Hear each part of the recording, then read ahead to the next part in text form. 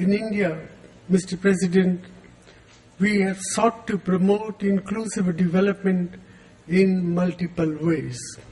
Legislation has broadened access to education and secured rural livelihoods. We are now building in the world's largest program for food security. Digital technology is being harnessed to improve the delivery of public services and benefits to the people. Mr. President, India is proud of its partnerships with developing countries. Using modest resources, we have built strong ties with Africa and the least developed countries. We are committed to building 100 institutions in Africa, have offered capacity building support, including thousands of scholarships, and made available concessional assistance of over $9.5 billion. India and Africa are engaging through the India-Africa Forum Summit process. We also look forward to participating actively in the third conference on the small island developing states in Samoa in 2014 and contributing to its outcome. Mr. President, climate change is one of the defining challenges of our times.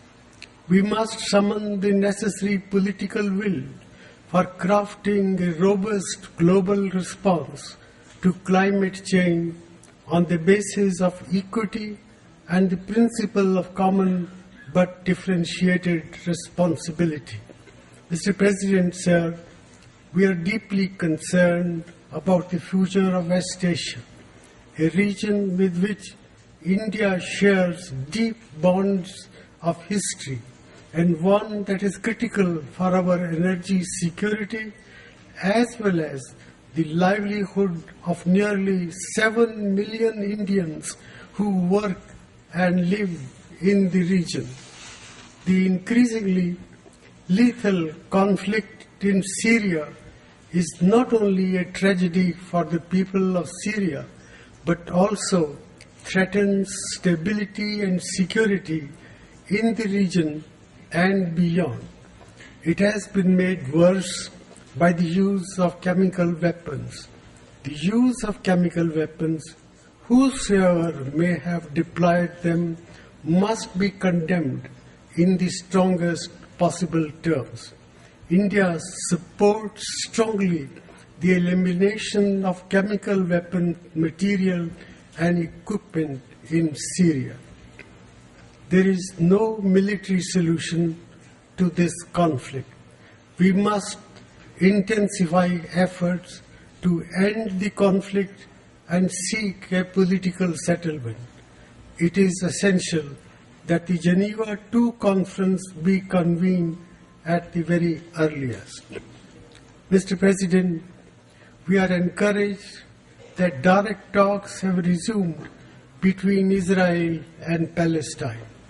India supports an early realization of a sovereign, independent, viable and united state of Palestine with East Jerusalem as its capital, living within secure and recognized borders side by side and at peace with Israel.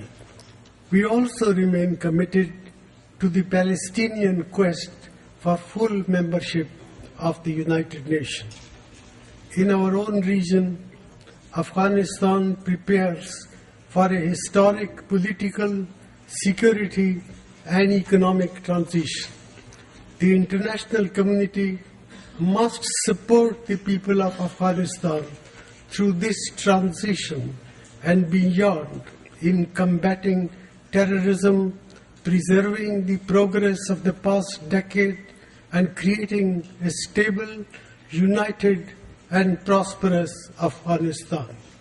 Mr. President, terrorism remains a grave threat to security and stability everywhere and extracts a heavy toll of innocent lives around the world, from Africa to Asia.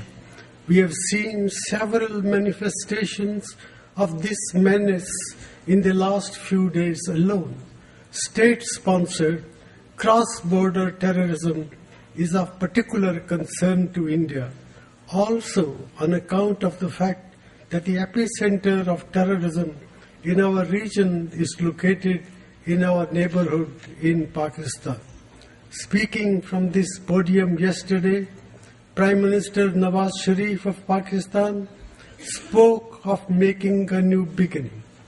I reciprocate his sentiments and I'm looking forward to meeting him tomorrow. India is committed sincerely to resolving all issues with Pakistan, including the issue of Jammu and Kashmir, through bilateral dialogue on the basis of the Simla Agreement. However, for progress to be made, it is imperative that the territory of Pakistan and the areas under its control are not utilized for aiding and abetting terrorism directed against India. It is equally important that the terrorist machinery that draws its sustenance from Pakistan be shut down. There must be a clear understanding of the fact that Jammu and Kashmir is an integral part of India and that there can never ever be a compromise with the unity and territorial integrity of India.